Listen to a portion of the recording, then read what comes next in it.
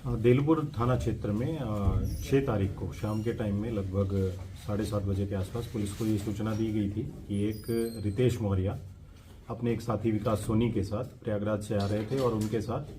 देलपुर थाना क्षेत्र में ही हाईवे के किनारे रोक के और उनसे लूट की घटना कारित की गई।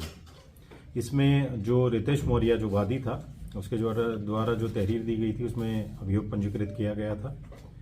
उसके बाद इसमें इसके घटना के अनावरण के लिए टीम्स लगी थी। इसमें जो एसओजी टीम और जो थाने की टीम ने इस घटना को वर्कआउट किया और इस घटना में ये पता लगा कि जो रितेश मौर्य वादी है, जो ज्वेलर है, उसके द्वारा ही ये घटना खुद ही कारित करवाई गई थी अपने साथियों के साथ मिलके। जो ये मौर्य है ये अपना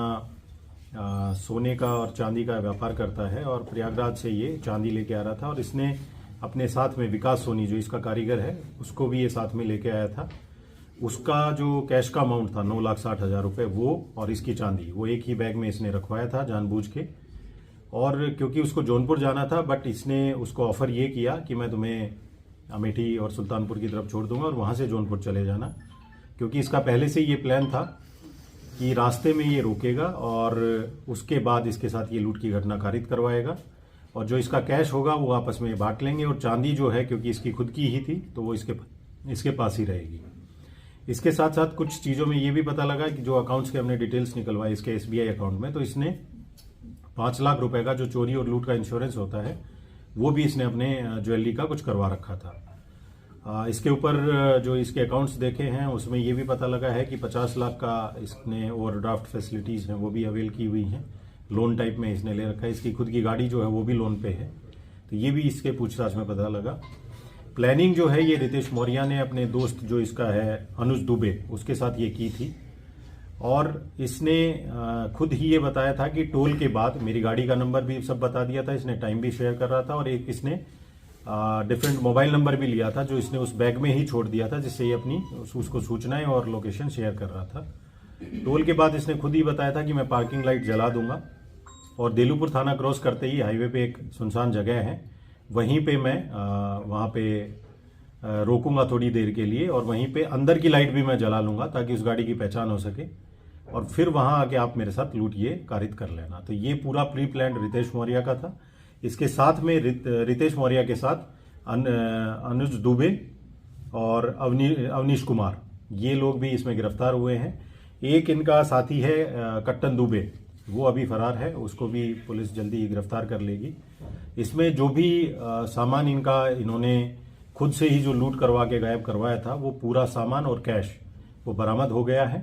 और इसमें अग्रिम वैधानिक कार्रवाई जो है वो पुलिस के द्वारा बरामदगी कितनी हुई है सर? बरामदगी जो 9,60,000 कैश और 3 किलो चांदी जो है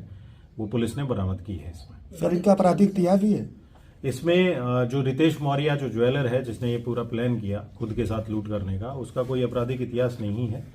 बट जो इसका साथी एक अवनीश तिवारी है उस पर 2021 में एक आईटी एक्ट का मुकदमा